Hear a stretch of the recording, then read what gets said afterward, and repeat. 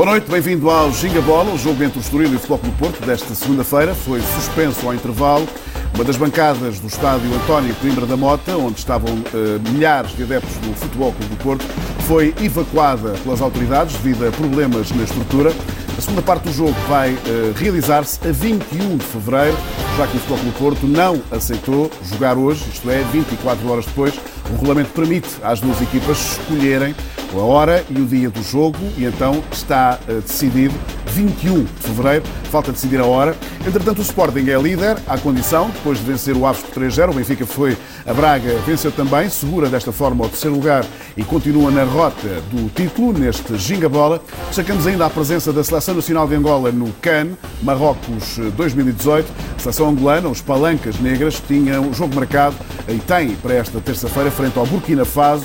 Em estúdio comigo tenho Luís Ares, que é técnico de scouting e também treinador adjunto do Recreativo da Cala, clube onde está há várias temporadas. Luís, muito obrigado por aceitar este convite para o Ginga Bola. Está a ser visto num horizonte de 23 países nesta altura, obviamente incidindo muito em Angola, onde trabalha, em Moçambique e também em Cabo Verde. Deixa-me perguntar-lhe o seguinte, já vamos concretamente ao que está a acontecer. Há a pré-temporada a decorrer já em Angola, segundo se percebe. Portanto, o Luís estará de partida para Angola. Como é que é trabalhar em scouting num país africano nesta altura, neste caso Angola? Trabalhar em scouting em Angola está mais fácil. Não era fácil em 2009 quando eu cheguei, porque eu fui dos primeiros.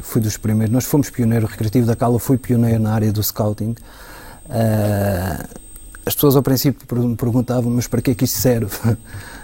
Quando aqui em Portugal e noutros países já era usual e faz sentido partindo do princípio que não há as bases, por exemplo, sim, não tínhamos as bases. Do futebol europeu, não tínhamos as bases. Não tínhamos as bases. Tudo isso é um trabalho muito técnico. Mas foi muito engraçado, isso é uma história engraçada, porque foi o seguinte, eu cheguei lá e quando cheguei lá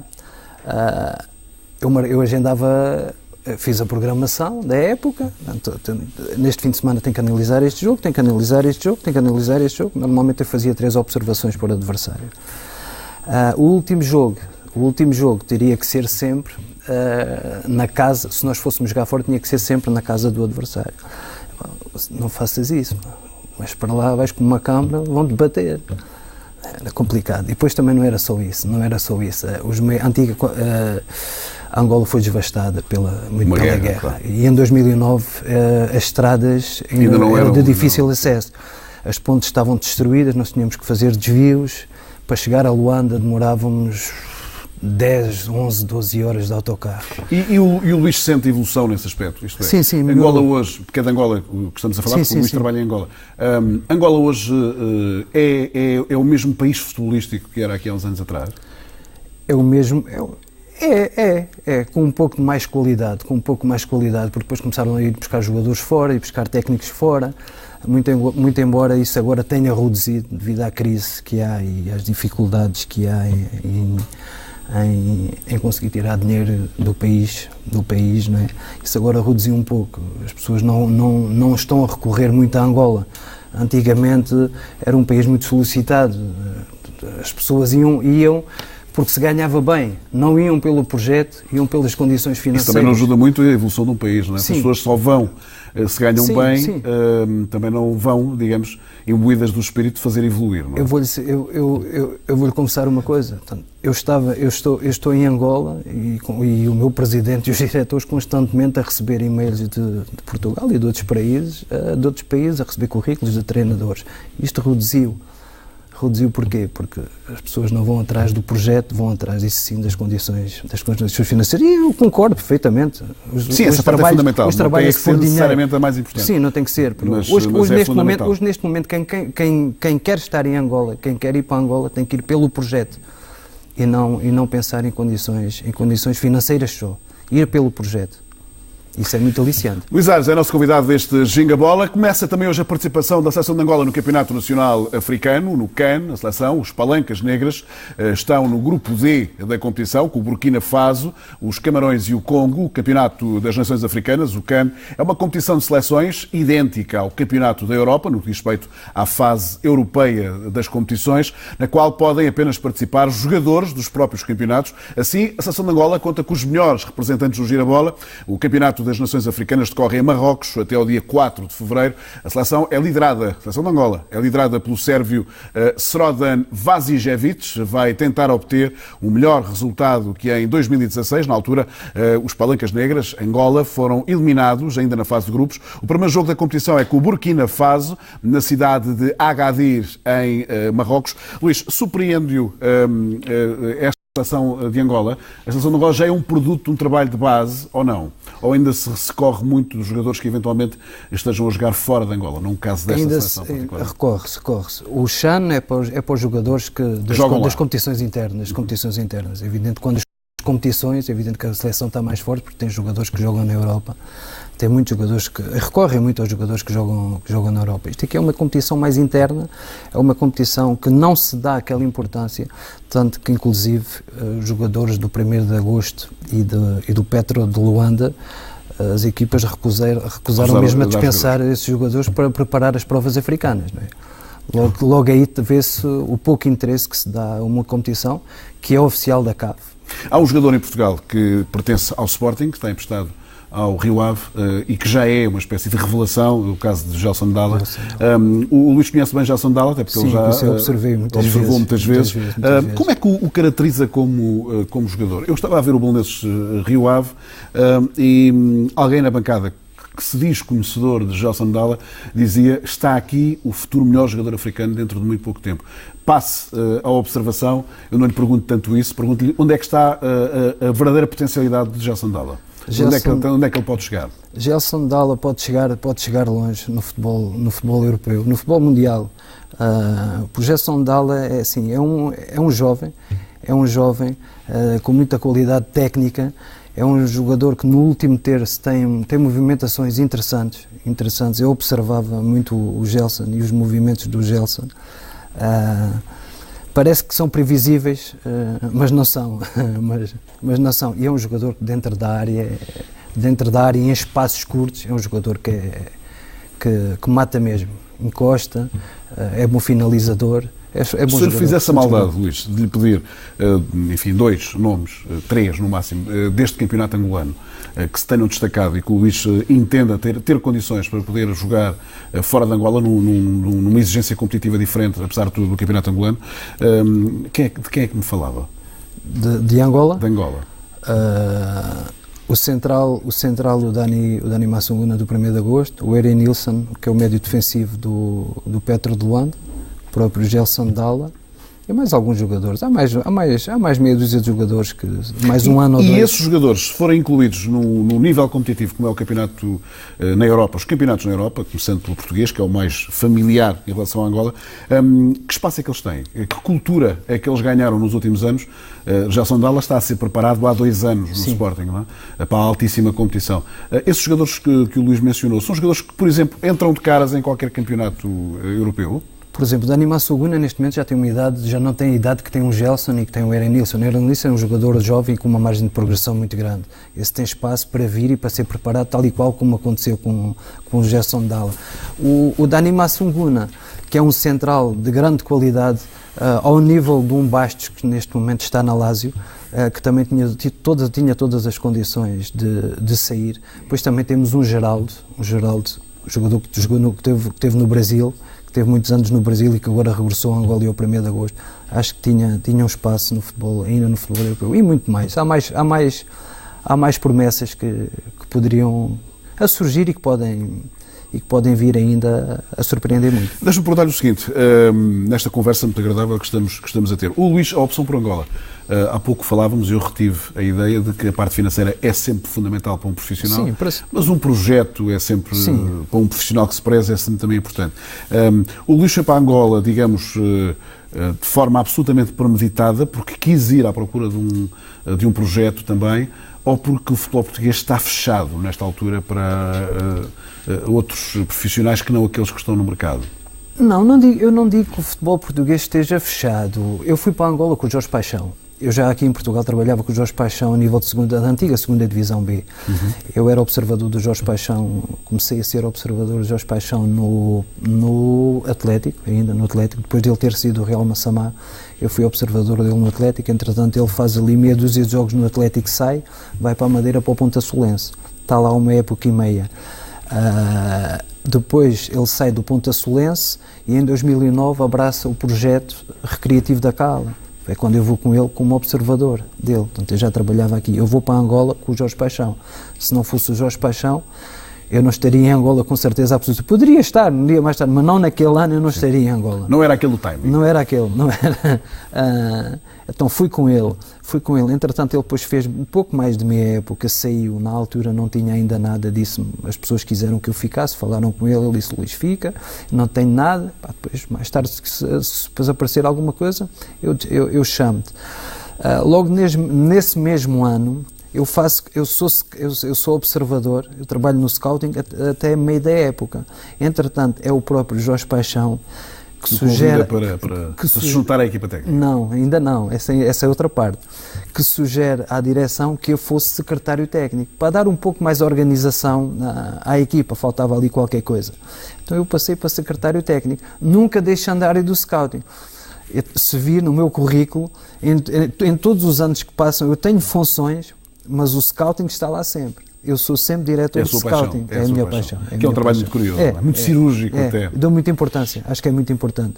Vamos avançar para o jogo de ontem, o Estoril-Porto, que foi realmente um jogo que marcou a jornada e marcou também a noite. Foi suspenso ao intervalo. Este jogo fechava a 18ª jornada do Campeonato Português, a primeira da segunda volta. Foi interrompido porque a bancada, onde estavam os adeptos do Futebol Clube do Porto, começou a abrir fissuras e acabou por essa bancada ter sido evacuada. Devido a tudo isto, o Sporting é provisoriamente o líder do campeonato até pelo menos dia 21 de fevereiro, data para a realização dos 45 minutos que faltam deste Estoril Futebol Clube do Porto.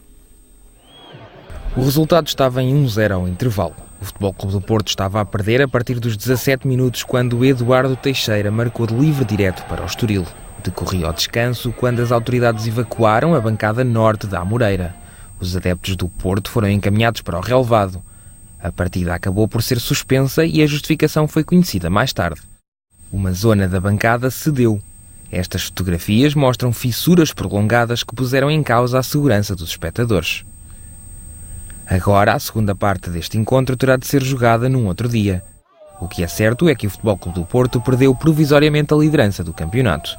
O Sporting jogou no dia anterior e venceu por 3-0 o Desportivo das Aves. 3 golos do holandês Bas Dost.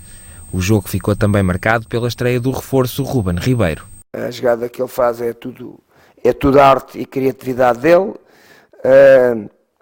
que dá depois uma assistência fabulosa ao Basdowski.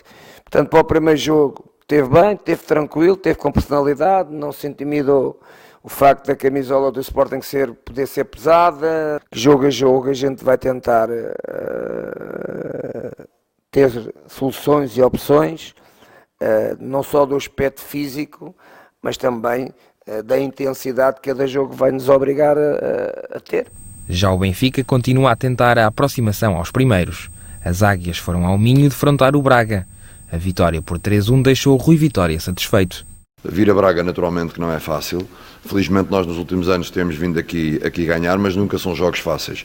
E sabíamos que este era um jogo com um adversário que tem feito uma primeira volta muito boa, que cria dificuldades a todos os adversários, mas também nós viemos aqui com um propósito, mais do que ganhar ao Braga, viemos com um propósito, que é, de certa forma, dar continuidade àquilo que tínhamos vindo a fazer. Os jogadores sentirem-se bem com aquilo que estão a fazer também e mostrar a qualidade. Depois, o sumo de tudo isto é a vitória. A jornada 18 não ficou concluída por causa do incidente no Estoril, mas o Sporting é para já quem sai mais feliz desta ronda. Venceu e vê o rival a perder num intervalo que poderá durar algumas semanas. Luís, uma visão agora um bocadinho mais para o campeonato português, que eu sei que o Luís até por razões óbvias acompanha, à margem do que aconteceu ontem, e portanto tem que se esperar pelo dia 21 de fevereiro, o campeonato está a decorrer dentro daquilo que o Luís esperava, em termos, por exemplo, da afirmação do Porto e do Sporting enquanto equipa? Sim, está.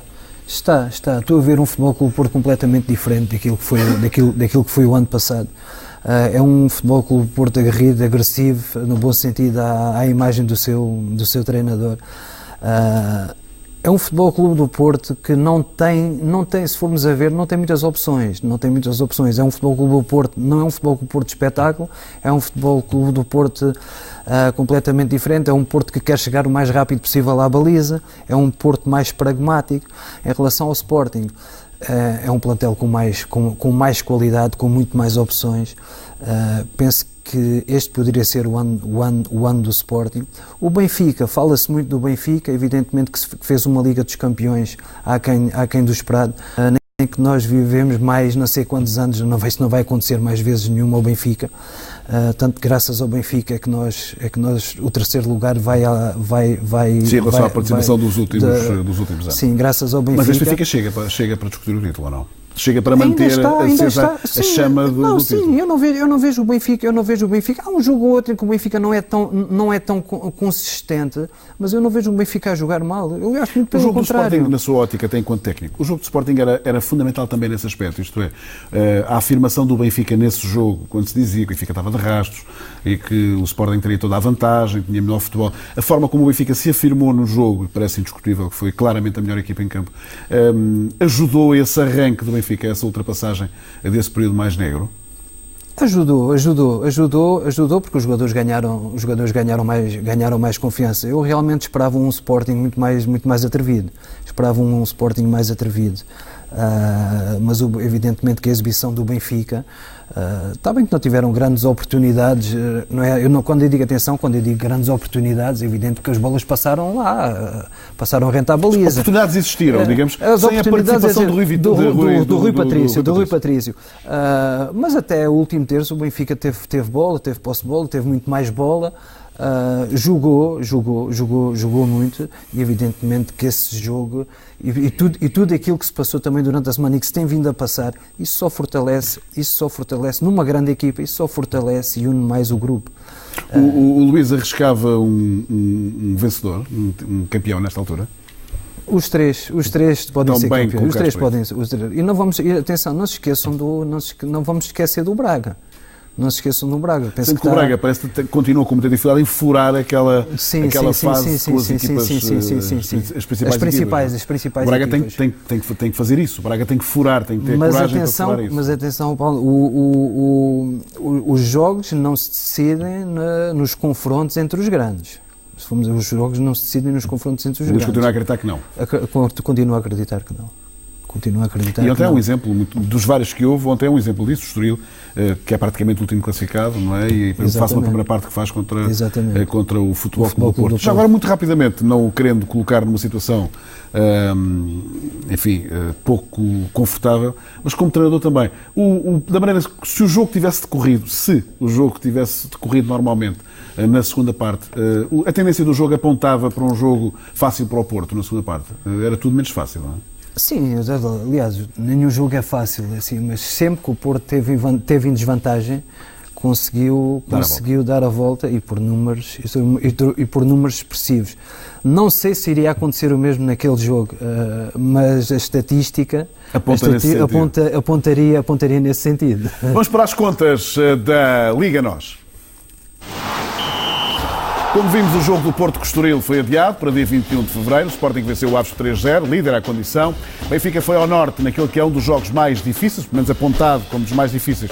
Foi a Braga vencer, saiu também vitorioso e consolidado na sua posição de titular deste campeonato. Face a estes resultados, e por agora o líder Sporting vai com 46 pontos, um jogo em atraso para o Futebol Clube do Porto, que está em segundo com 45, encerra o top 3, o Benfica com 43 pontos. Próxima jornada, o Sporting vai a Setúbal e é já na próxima sexta-feira, e o Porto recebe o Tondela 2 dias antes de concluir aquela que é a fase mais importante para este campeonato. O Benfica recebe o Chaves, mas quando entrar em campo já saberá o que vai acontecer, quer ao Sporting, quer ao Porto. Liderar a tabela do melhor marcador continua Jonas do Benfica, 21 golos, e agora com Bas Dost mais próximo, está apenas a 2 golos do avançado do Benfica. Bas Dost, que este fim de semana marcou 3 golos, os 3 golos do Sporting frente ao Desportivo das Aves.